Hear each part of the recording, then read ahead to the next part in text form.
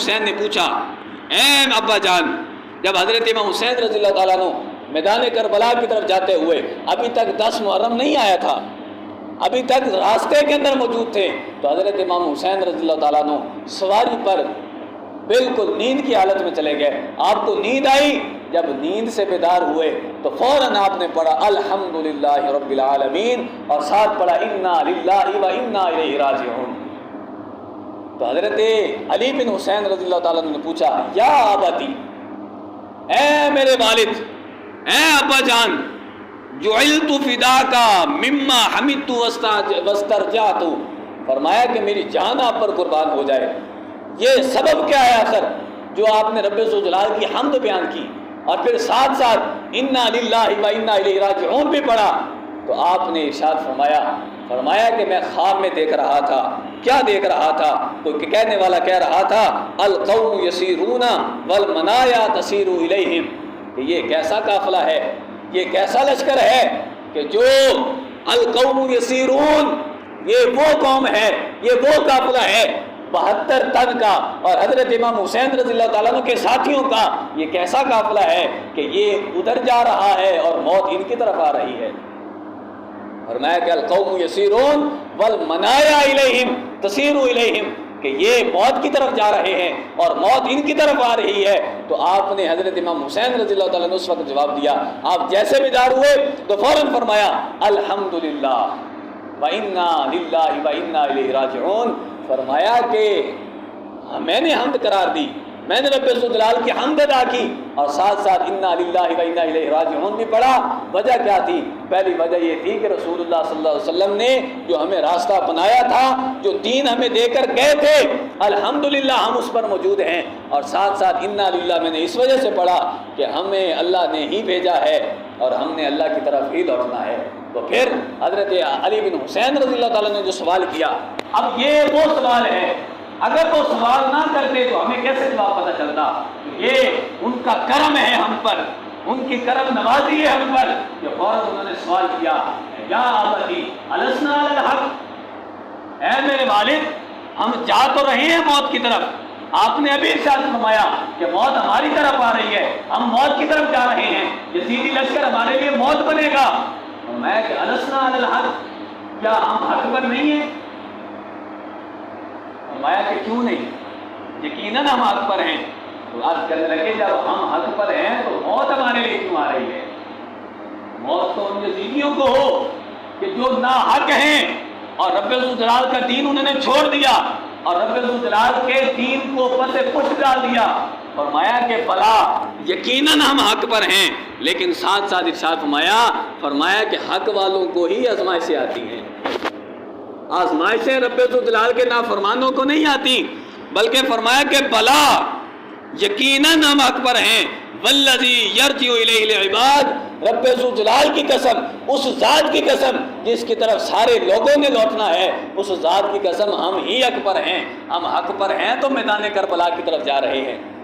اور پھر اس میں اشارہ بھی ہے حضور علیہ السلام کے اس فرمان کی طرف کہ حضور علیہ السلام نے ارشاد فرمایا کہ قوم کے اندر جو بھی رب ذوالجلال کا محبوب بندہ ہوتا ہے، حضور نے ارشاد فرمایا اشد الابتلاء الانبیاء، فرمایا کہ سب سے زیادہ سخت جو مصیبتیں ہیں، سب سے زیادہ آزمائشیں وہ انبیاء کو آئیں، ثم الامثل فالامثل فالامثل، فرمایا کہ کائنات میں مخلوق میں سب سے زیادہ جو پسندیدہ بندے ہوتے ہیں رب ذوالجلال کی بارگاہ میں وہ انبیاء اور رسل ہیں، اور پھر ان کو آزمائشیں آتی ہیں، ان کے پاس مصیبتیں آتی ہیں، ان کو بار بار آزمایا جاتا ہے، لیکن فرمایا کہ ثم الامثل، پھر اس کے بعد جو رب ذوالجلال کا زیادہ برگزیدہ بندہ ہوتا ہے، پسندیدہ بندہ ہوتا ہے، فالامثل فالامثل، تو یقیناً اس وقت جب حضرت امام حسین رضی اللہ تعالیٰ عنہ میدان کربلا کی طرف جا رہے تھے تو تمام روئے زمین پر حضرت امام حسین رضی اللہ تعالیٰ عنہ سے افضل ترین بندہ کوئی نہیں تھا۔ اگر کوئی ہوتا تو ساری مصیبتیں اسی کی طرف چلا جاتی۔ تو یہ اس بات کی واضح دلیل ہے، اور حضور علیہ السلام کا فرمان بھی بتا رہا ہے کہ جو رب ذوالجلال کا جتنا زیادہ محبوب بندہ ہوتا ہے، رب ذوالجلال اس کو مصیبتیں بھی اتنی عطا فرماتا ہے، اس کو آزمائش میں بھی ویسے ہی ڈالا جاتا ہے۔ تو یقیناً آج کے دور میں ہمیں یہ یاد رکھنا چاہیے حضرت امام حسین رضی اللہ تعالیٰ عنہ کا وہ فرمان آج تک ہمارے سینوں میں موجود ہے، اور ہمیں یہ پھیلانے کی ضرورت ہے کہ میں کبھی بھی کرسی اور اقتدار کے لیے نہیں گیا، بلکہ میرے محبوب صلی اللہ علیہ وسلم میرے نانا کے دین کے خلاف جب لوگ چلنے لگے اور انہوں نے رب ذوالجلال کی حرام کردہ چیزوں کو حلال جاننا شروع کیا اور رب ذوالجلال کے وعدوں کو توڑنا شروع کیا، تو یہ امام حسین یہ گھر اگر بیٹھ جائے تو یہ ہو نہیں سکتا۔ یقیناً آج بھی ہمیں سوچنا چاہیے کہ حسینی ہونے کے لیے یزیدیوں والے کام کرنا ضروری نہیں، ایک بندہ حسینی ہو تو وہ حسینیت والے کام کرے، اور حسینیت کا کام کیا ہے، حسینی ہونے کے لیے سب سے بڑا کام کیا ہے، وہ یہ ہے کہ جتنی مرضی آزمائش آ جائے، جتنی بڑی مصیبت آ جائے، سینہ تان کر ڈٹ جاتے ہیں، اور فرمایا کہ فَإِنْ عِشْتُ لَمَّ الدَّمْ وَإِنْ مُتُّ لَمُ لَمْ وَاللَّهِ إِنِّي لَا أَرَى الْمَوْتَ إِلَّا سَعَادَةً وَالْحَيَاةَ مَعَ الظَّالِمِينَ إِلَّا جُرْمًا۔ حضرت امام حسین رضی اللہ تعالیٰ عنہ نے جو خطبہ عطا فرمایا، پچھلے جمعہ پر بھی میں نے بیان کیا کہ حضرت امام حسین رضی اللہ تعالیٰ عنہ کے لیے یا ان کے نام پر اپنے آپ کو حسینی کہلوانے کے لیے یہ سب سے زیادہ ضروری ہے کہ جو حضرت امام حسین رضی اللہ تعالیٰ عنہ نے جو راستہ اپنایا اور جس جرت اور استقلال کے ساتھ اور صبر کے ساتھ آگے بڑھے، تو اس صبر کو آج اپنانے کی ضرورت ہے۔ اس کے لیے حسینی ہونے کے لیے وہ کام کرنے چاہیے جو حضرت امام حسین رضی اللہ تعالیٰ عنہ نے خود اپنائے۔ حضرت امام حسین رضی اللہ تعالیٰ عنہ یزید کے خلاف کیوں نکلے؟ آج اگر ہم یزید کو لعن طعن کرتے ہیں تو وہ صرف اس بیس پر کرتے ہیں نا کہ اس نے معاذ اللہ حضرت امام حسین رضی اللہ تعالیٰ عنہ کو شہید کر دیا، نواسہ رسول کو شہید کر دیا، لیکن حضرت امام حسین کس وجہ سے اس کے خلاف نکلے تھے؟ کبھی ہم نے ان باتوں کو سامنے رکھا؟ صرف اور صرف اس یزیدی کردار کو ہم گالیاں بھی دیتے ہیں، اس کے خلاف بولتے بھی ہیں، لیکن کبھی ہم نے یہ سوچا کہ حضرت امام حسین نے اس کے کن کرتوتوں کی وجہ سے خلاف ان کے جنگ کی؟ تو وہ کرتوت کیا تھے؟ کرتوت فقط یہ تھے، حضرت امام حسین نے فرمایا کہ وہ ظالم بادشاہ تھا اور رب ذوالجلال کی حرام کردہ چیزوں کو حلال جاننے والا تھا، تو لہٰذا آج کے دور میں کئی یزید الفکر موجود ہیں، نام حسینی ہے، اپنے آپ کو حسینی کہلواتے ہیں، لیکن رب ذوالجلال کے محبوب صلی اللہ علیہ وسلم کے اس پیارے نواسے نے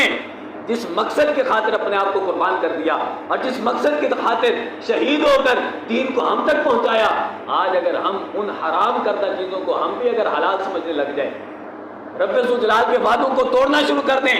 اور رب ذوالجلال نے اور رب ذوالجلال کے محبوب صلی اللہ علیہ وسلم نے جن چیزوں سے منع فرمایا، تو یہ کبھی بھی ہم حسینی نہیں بن سکتے۔ حسینی اس وقت ہوں گے کہ جب جو حرام ہے اس کو حرام سمجھیں، جو حلال ہے اس کو حلال سمجھیں، اور رب ذوالجلال کے وعدوں کو پورا کریں، رب ذوالجلال کی حدود جو ہیں ان پر پہرا دیں۔ اس وقت جب پہرا دیں گے تو پھر ہی ہم یقینی طور پر حسینی بنیں گے۔ تو حسینی ہونے کے لیے حسینی کردار کی ضرورت ہے۔ نام کے حسینی تو بہت مل جائیں گے، لیکن کام کا حسینی کبھی نہیں ملے گا، اور کام کا حسینی بننے کے لیے سب سے پہلے کیا ضروری ہے؟ سب سے پہلے قرآن پڑھو،